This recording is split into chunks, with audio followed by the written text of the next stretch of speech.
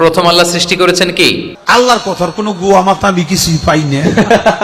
এই যে একটা কথা বলছে, আওয়ালুমা খালাকুল্লাহে ইশক, প্রথম সৃষ্টি ইশক।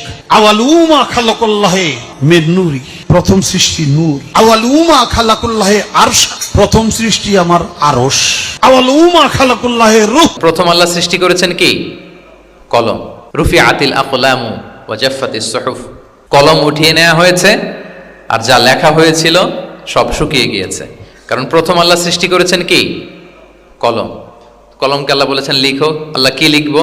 উকতুব মাকাদির আল খালক, মহাবিশ্বে যারা আসবে সবার কি হবে না হবে সব লিখো। তো লিখে ফেলছে, এখন যা হবার তাই হবে।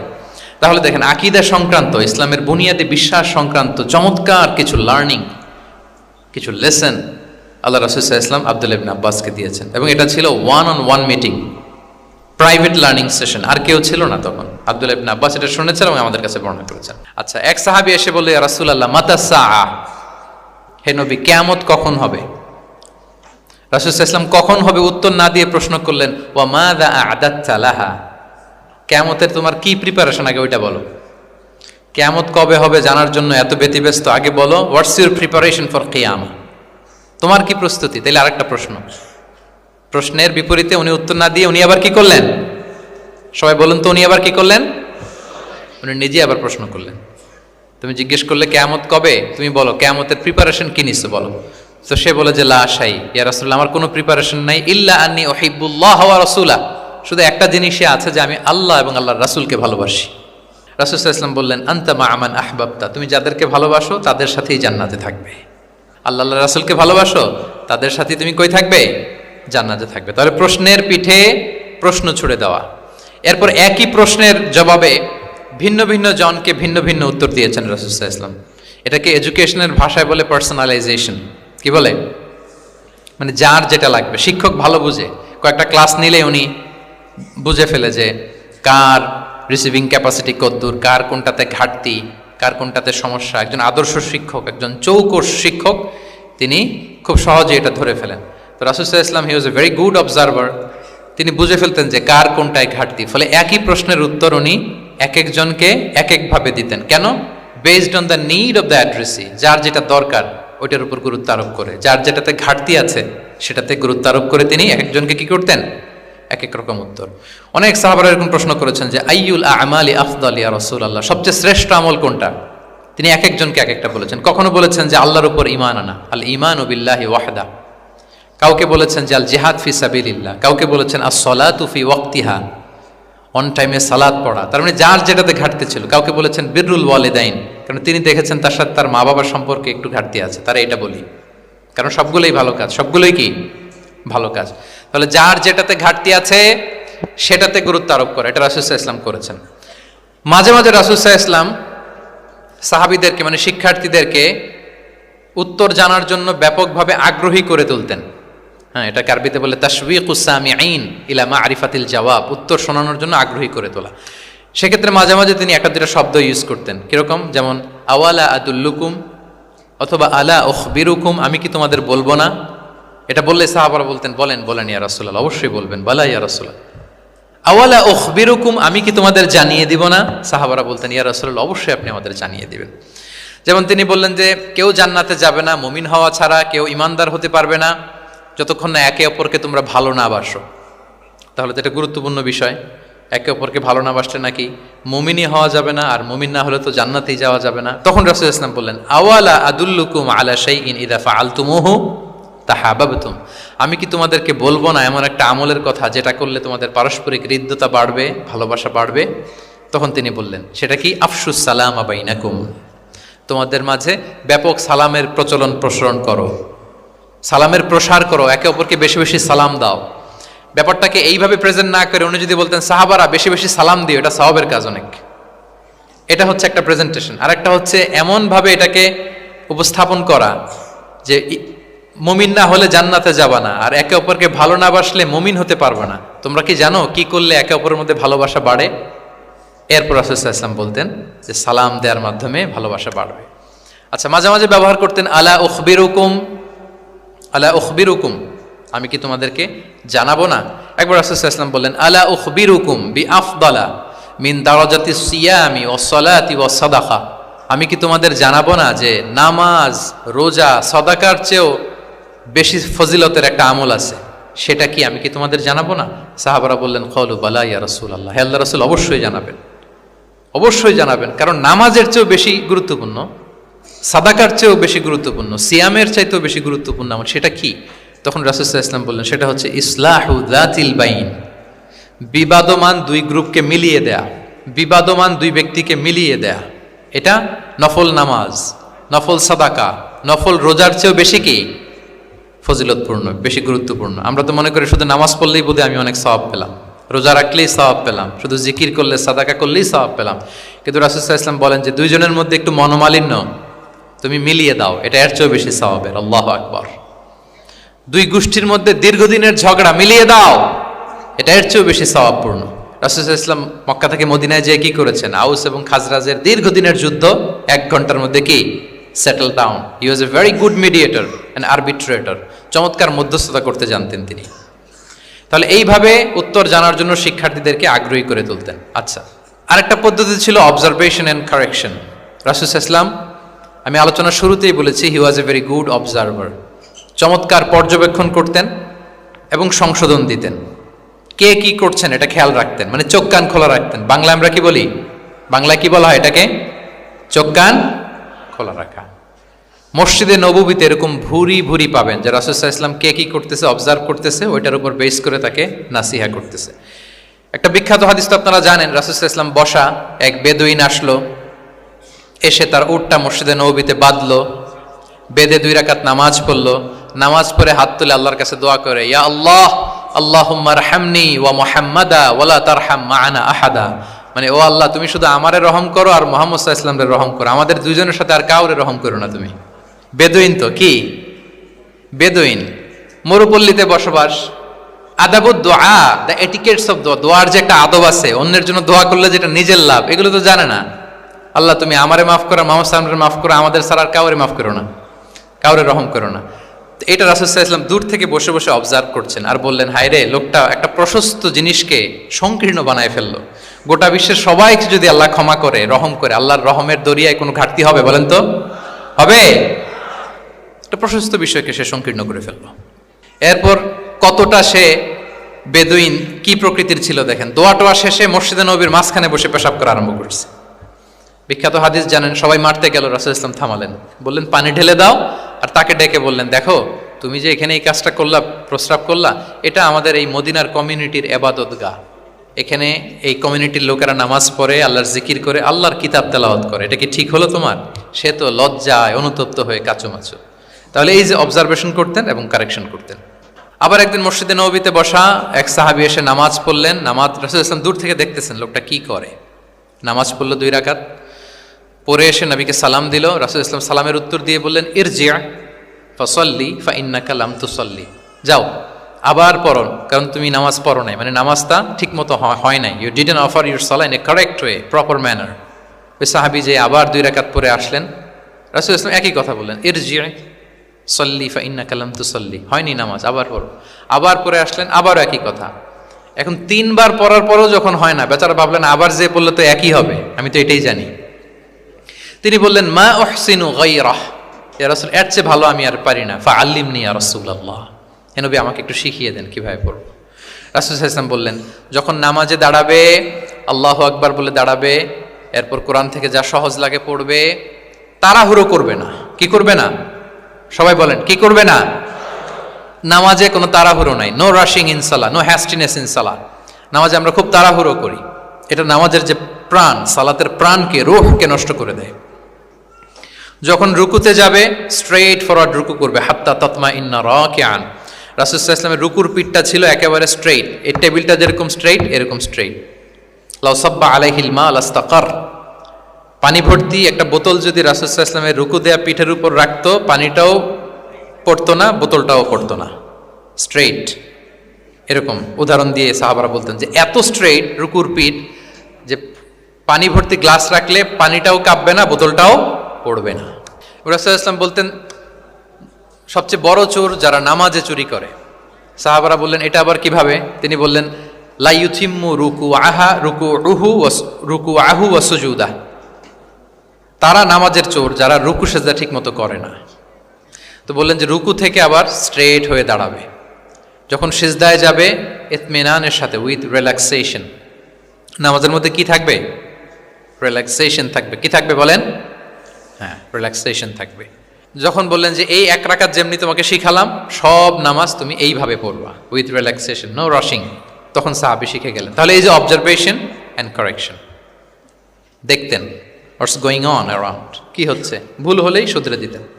হজের দিন উনি ওটের সামনে বসা, পেছনে ফদল ইবনে আব্বাস রাদিয়াল্লাহু তাআলা আনহু, আব্দুল্লাহ ইবনে আব্বাসের ভাই, রাসূল সাল্লাল্লাহু আলাইহি ওয়াসাল্লামের কাজিন, রাসূল সাল্লাল্লাহু আলাইহি ওয়াসাল্লামের কি কাজিন। তো রাসূল সাল্লাল্লাহু আলাইহি ওয়াসাল্লাম বিভিন্ন মাসআলার উত্তর দিচ্ছেন। কি করতেছেন? মাসআলার উত্তর দিচ্ছেন। রাসূল সাল্লাল্লাহু আলাইহি ওয়াসাল্লাম হজ করেছিলেন কয়টা বলেন তো দেখি, কে জানে? হ্যাঁ, মাত্র একটা করছে। ঠিকঠাক আছে তো উত্তর? সবাই বলেন, কয়টা হজ করেছিলেন? হ্যাঁ, আসলে রাসূল সাল্লাল্লাহু আলাইহি ওয়াসাল্লাম কেবলমাত্র জীবনে কয়টা হজ করেছেন? একটা হজ করেছেন, 4টা উমরা করেছেন। আচ্ছা, এবার যেহেতু একটা হজ করেছেন, মানুষের অনেক ভুল হয়ে যাওয়া তো খুব স্বাভাবিক। কি বলেন? স্বাভাবিক না? স্বাভাবিক। ফলে 10 জিলহজ, যেটা ভেরি হ্যাকটিক ডে, একদিনে অনেক কাজ করতে হয়, 5টা কাজ। জামরায় স্টোনিং করতে হয়, পাথর মারো, স্লটার করো, প্রাণী জবাই করো, মাথার চুল ফেলে দাও, আবার চলে যায় মক্কায়, ফরজ তাওয়াফ করো, সাই করো, ফিরে আসো। এই যে 5টার সিকোয়েন্স অনেকে রাখতে পারে না, ভুল করে ফেলে। এখন 1400 বছর পরে, মুআল্লিমরা এত তালিমের পরেও আমরা ভুল করে ফেলি। তাহলে ওই সময় কি হয়েছিল বলেন? এটা ছিল প্রথম হজ। তো রাসূল সাল্লাল্লাহু আলাইহি ওয়াসাল্লাম জানেন আজকে তো অনেক ভুল করবে, তিনি আকাবা, মিনার পাশে আকাবার এখানে হেল্পলাইন সার্ভিস চালু করছেন, মানে নিজে দাঁড়ায় আছেন, দেখি কার কি ভুল হয় জিজ্ঞেস করলে মাসালা বলে দেব। সুবহানাল্লাহ। তো এসে একজন বলে যে ইয়া রাসূলুল্লাহ, আমি তো ওই আগে কুরবানি পরে চুল কাটা, আমি আগে চুল কেটে ফেলছি। রাসূল সাল্লাল্লাহু আলাইহি ওয়াসাল্লাম বলে ইফআল ওয়ালা হারাজ, ওকে, কোনো সমস্যা নেই, যাও।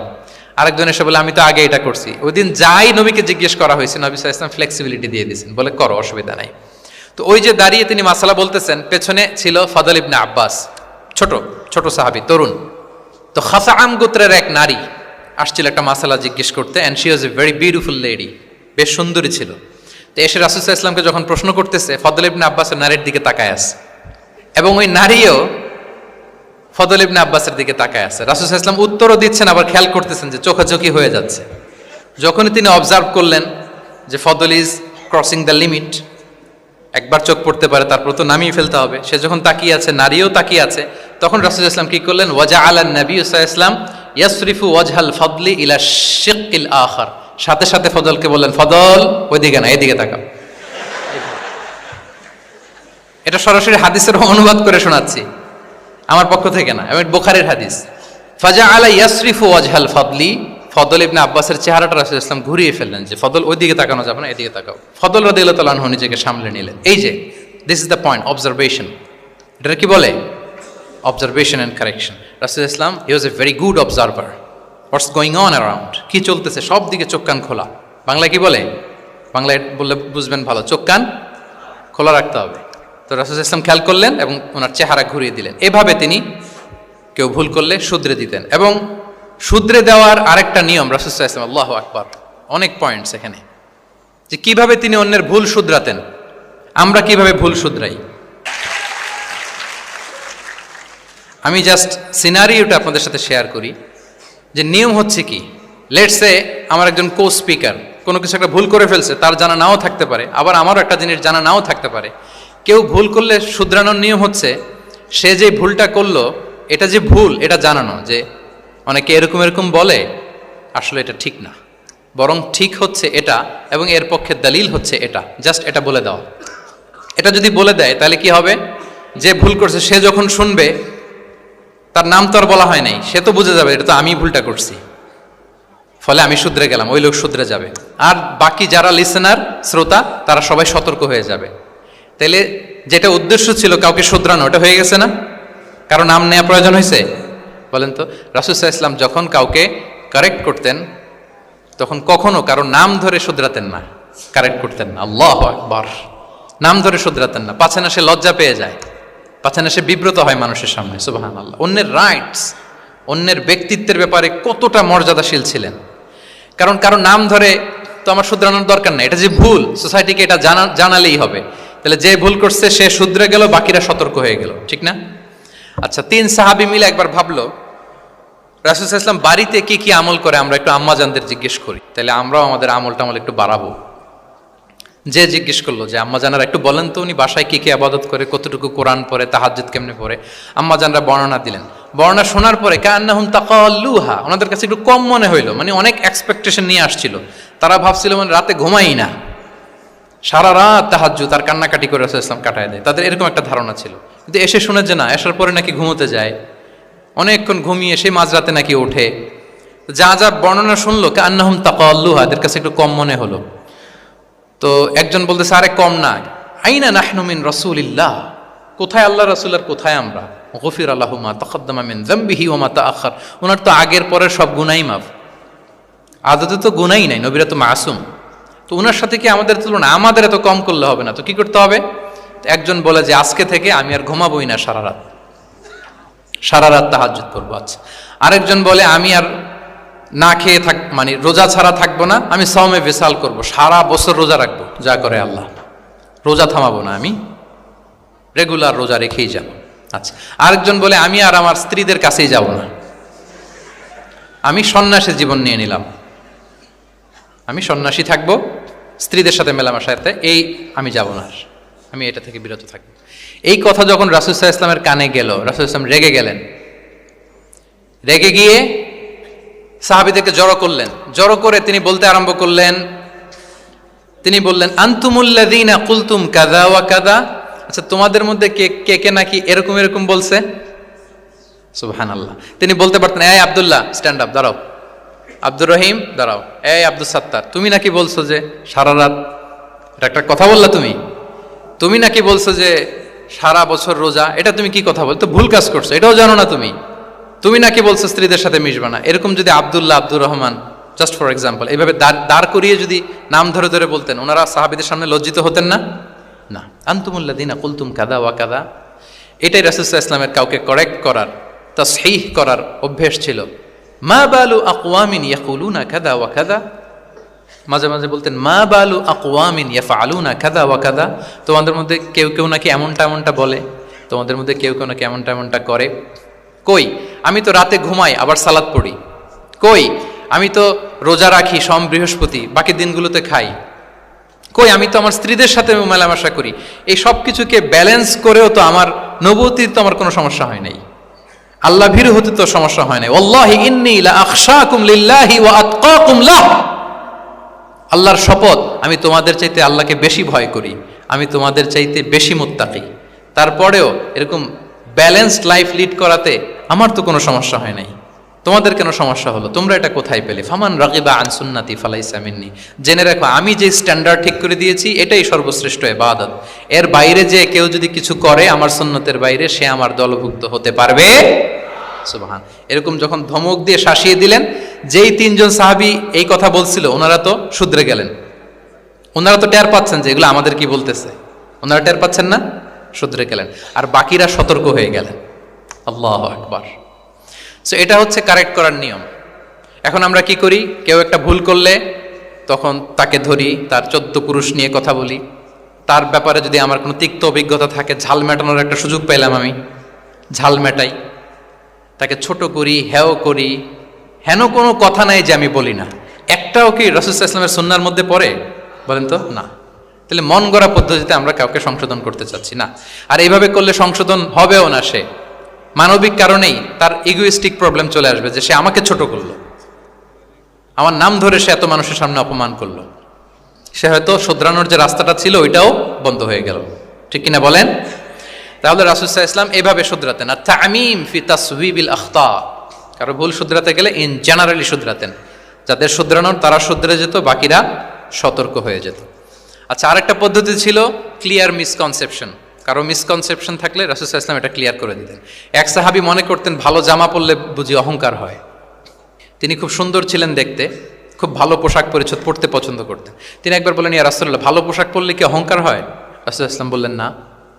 ইয়া রাসূলুল্লাহ, আমি ভালো জুতা পরতে পছন্দ করি, এটা কি অহংকার হয়? না, এটা অহংকার হয় না। আমি মানুষকে খুব খাওয়াতে পছন্দ করি এবং আমি চাই আমার চেয়ে যেন কেউ এটা এই কাজে আগাতে না পারে, আমিই খাওয়াবো। এটা কি অহংকার? রাসূলুল্লাহ ইসলাম বললেন না, এটা অহংকার না। অহংকার হচ্ছে আল কিবরু বাতারুল হাক্কি ওয়া গামতুন নাস। অহংকার হচ্ছে সত্যকে প্রত্যাখ্যান করা আর মানুষকে তুচ্ছ তাচ্ছিল্য করা। সুবহানাল্লাহ।